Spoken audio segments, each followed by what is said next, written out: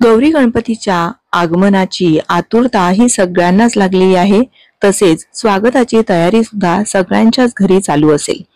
आज आपण गौराईसाठी किंवा गणपती बाप्पांसाठी हे असं कमळ आसन तयार करणार आहोत। अगदी साध्या सोप्या पद्धतीने साधारण दीड तासामध्ये हे आसन तयार होतं किंवा लहान मुलांच्या फोटोशूट साठी सुद्धा तुम्ही हे आसन तयार करू शकता। इथे मी या चौरंगाच्या मापाप्रमाणे हे आसन तयार करणार आहे। तुम्ही ज्यावर गणपती बसवता असं चौरंग किंवा पाट याचं साधारण माप घ्यायचं आहे। तर मी इथे हे जे चौरंग घेतलंय त्याचं 17 इंच बाय 17 इंच असं हे माप आहे। या अंदाजाप्रमाणे मी हे एक कार्डबोर्ड कापून घेतलेला आहे आणि तो थोडासा चौरंगापेक्षा मोठा असावा। म्हणजे साधारण बघा दोन्ही बाजूने जर पाहिलं तर हे ना थोडं मोठं आहे। म्हणजे बघा साधारण दोन्ही बाजूने असे 4-4 बोट जास्तीची आहेत। बरोबर याचं व्यास जर पाहिलं तर 24 इंच इतका व्यास आहे। म्हणजे दोन्ही बाजूने व्यवस्थित जागा शिल्लक राहते आणि कमळ दिसायला मुळात छान दिसतं। त्यामुळे पाटापेक्षा थोडंसं कमळासाठी जे आपण मधला भाग घेऊ तो मोठा घ्यावा। आता आपल्याला कैची, फेविकॉल आणि हे असे पाकळ्या तयार करायच्या आहेत। त्याकरता इथे मी A4 साइज वर हा असा पाकळीचा आकार तयार केला आणि तो कापून घेतलेला आहे। तर आपण काही मोठ्या पाकळ्या तयार करणार आहोत तर काही छोट्या। तर जी छोटी पाकळी आहे तिचं माप आहे 8 बाय 9चं आहे आणि मोठी पाकळी आहे तिचं 9 बाय 10चं आहे। तर तुम्ही तुमच्या अंदाजाप्रमाणे तुमच्याकडे किती मोठी मूर्ती असते त्या अंदाजाप्रमाणे किंवा पाटाच्या मापाप्रमाणे या पाकळ्यांचा आकार कमी जास्त करू शकता। मला इथे साधारण बरोबर या प्रत्येक लेअरला साधारण 17 पाकळ्या लागलेल्या आहेत।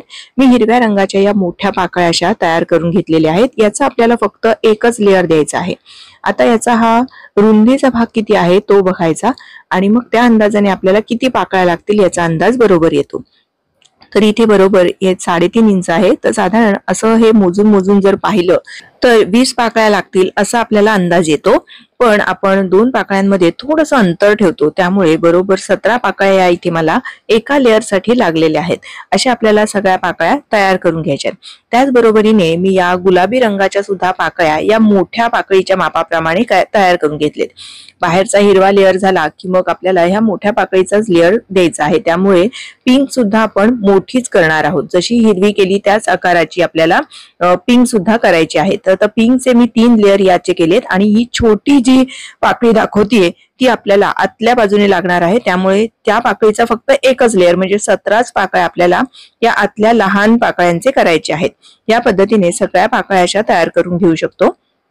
पाकळ्या सुद्धा अशा मोठं कार्डबोर्ड घ्यायचं आहे, कार्ड पेपर घ्यायचा आहे की त्याच्यावर आपल्याला या सगळ्या पाकळ्या एकाच वेळी अशा ड्रॉ करून घेतल्या ना की लगेच आपल्याला त्या कटिंग करायला सुद्धा सोयीच्या होतात आणि काम मुळात आपलं भराभर होतं। तर या पद्धतीने असं पाकळी ठेवून आहे ना याचा आकार असा आपल्याला या कार्डबोर्डवर काढून घ्यायचा आहे आणि मग तो आकार आपल्याला कापून घ्यायचा आहे। या पद्धतीने बाकीच्या सुद्धा मी सगळ्या पाकळ्या अशा तयार करून घेतलेल्या आहेत। आधीच तयार केल्या म्हणजे तुम्हाला भराभर मला दाखवता येईल।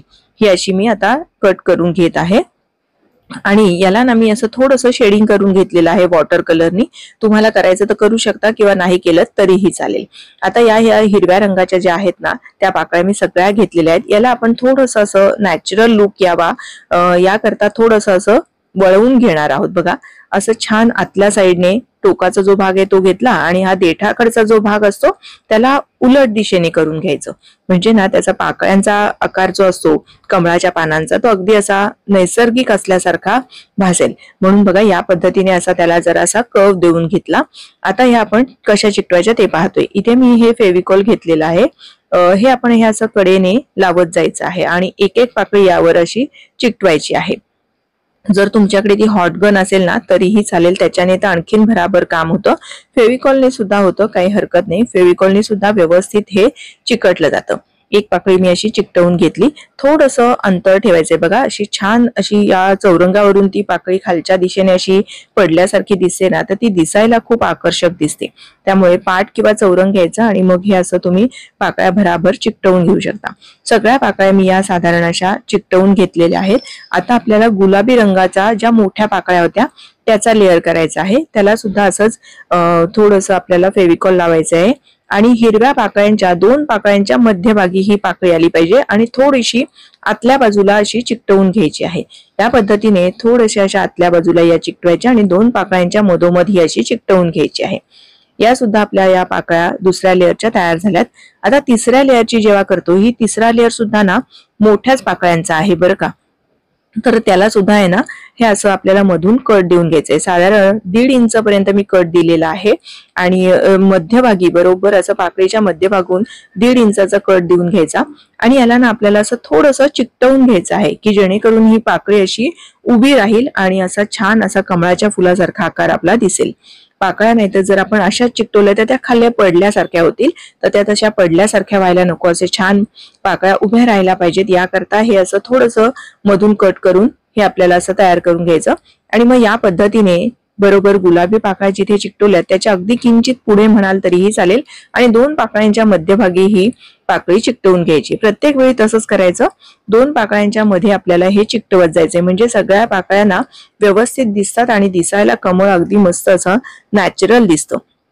2 पाकळ्यांच्या मध्ये या अशा सगळ्या पाकळ्यांचा लेअर मी देऊन घेतलेला आहे बघा। या पद्धतीने सगळ्या पाकळ्या अशा चिकटवून झाल्यात। आपला हा दुसरा लेअर सुद्धा तसाच तयार करून झालेला आहे। आता आपल्याला सगळ्यात आतला लेअर करून घ्यायचा आहे।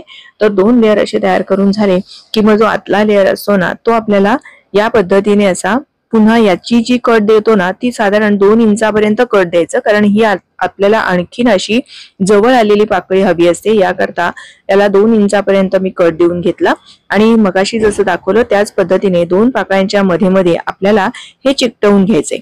फक्त एवढं लक्षात ठेवा, ही छोटी पाकळी आहे। आपण जे छोट्या पाकळीचं माप घेतलं ना त्या 17 पाकळ्या या आपल्या या तयार होणार आहेत आणि या सुद्धा अशा आपल्याला लावून घ्यायच्या आहेत। इथे आपलं सगळं कमळ बनवून तयार झाले, फक्त मधल्या भागात हा पुठ्ठा दिसायला नको याकरता आपल्याला एक सोनेरी पेपर किंवा पिवळा पेपर तुमच्याकडे जो कुठला असेल तो लावू शकता किंवा याला पेंट केलं तरीही चालेल, पण हा असा छान सोनेरी रंगाचा जो पेपर आहे तो मी जितकं माप आहे आतलं त्या मापाप्रमाणे साधारण कट करून घेतला आणि फेविकॉल लावून या पद्धतीने हे असं चिकटवून घ्यायचं आहे। अगदी दिसायला आकर्षक झटपट तयार होणारं आणि सगळ्यात महत्वाचं म्हणजे हे इको फ्रेंडली आहे। आपण इथे कुठेही प्लास्टिकचा वापर केलेला नाहीये आणि अवघ्या 100 रुपयामध्ये ते हे आपलं कमळ आसन बनवून तयार होतं। बघा काय मस्त सुरेख आपलं हे कमळ आसन दिसत आहे। मुलांच्या फोटोशूटसाठी असेल, गौराईसाठी असेल किंवा गणपती बाप्पांसाठी हे कमळ आसन अतिशय सुंदर दिसतं। आणखीन सुरेख दिसावं म्हणून यामध्ये तुम्ही हे असं लाइटिंग सुद्धा लावू शकता। तुम्हाला हे याची कमळ बनवण्याची साधी सोपी पद्धत कशी वाटली हे मला कमेंट करून नक्की कळवा। व्हिडिओ आवडला असेल तर एक लाईक करा, तुमच्या मैत्रिणींना नातेवाईकांना जास्तीत जास्त शेअर करा। असे छान छान साधे सोपे व्हिडिओज पाहण्यासाठी प्रियाज किचनला सबस्क्राइब करा। गणेश उत्सवाच्या तुम्हाला खूप खूप शुभेच्छा। धन्यवाद।